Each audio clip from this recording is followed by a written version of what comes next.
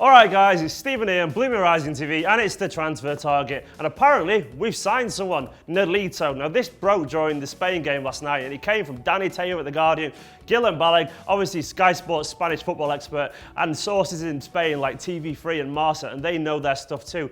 Now apparently he accepted an offer to join City after the Euros for £14 million as well. That's his release fee clause that City have activated, and he's agreed a £60,000 per week transfer, which is pretty much, that's a bargain as far as I'm concerned. This is a man who's 29 years old, scores goals, works really hard, creates chances, and is Spain's first choice left winger. Is there any higher endorsement than that? Even Gerard Piqué came out and said, for that price, that is an absolute bargain. I think this one's going to happen. I'm going to move it in. It's a good signing on all accounts. It won't block off any of the younger players because he's a little bit older, so there'll be a bit of a pathway for them in 2 years' time. And it makes a lot of sense as far as I'm concerned. A good, reliable player who will score goals. So this is going to move in. Not quite in the centre yet, but pretty much there because I think we'll see an announcement the second the Euros finishes. So I'm happy about that one. Elsewhere, there's been a little bit of Aubameyang news now. Obviously, this one is back and forth, very topsy-turvy. But apparently the problem isn't with the club. Apparently City have agreed a fee with Dortmund. This has come from Fabrizio Romano, who's a Sky Sports Italian journalist. And he reckons that City and Dortmund are in agreement for around £65 million. But it's actually his agent, surprise, surprise, that is causing the problems. He wants €10 million just to sign a contract, which is... That's a lot of money to sign a piece of paper, but he wants that as part of the negotiations. And also, Aubameyang wants quite a hefty sign-on fee and wages himself, which City are balking at the moment. I don't know, I think this one eventually will have some kind of conclusion, but it will run and go on until the very last stage of the transfer window.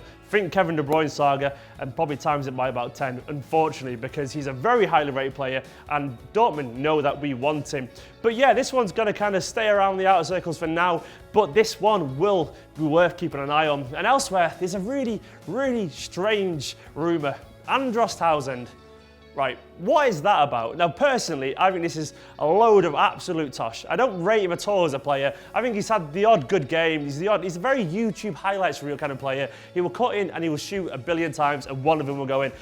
As a watcher of the EDS and the youth teams, I think this is absolutely negative nonsense. I think he's the kind of person who would come in, have a few games for us like a Scott Sinclair, then disappear forever. We've got players in our academy with twice as much natural ability as he's got. The likes of Brahim Diaz, Brandon Barker, Bersan Salina. These are all better footballers, more intelligent, more creative and more nuanced to the game.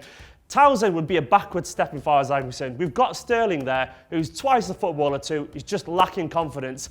It annoys me thinking about it. And Paul, when you're editing this, he's not even going in the circle. Move him off the board because he's not worth our time. I know some of you disagree, but I feel that strongly about him, and I think we're better than that. We're Leroy Sané, we're Aubameyang, we're even Nolito. We're not Andros Townsend. But yeah, what do you reckon, Blues? Is he worth City signing him, Townsend? Would you rather Sané, Nolito, Aubameyang? Of course you would, but let us know in the comments below. Drop a like on the video, subscribe below. I'm off to sulk about Andros Townsend.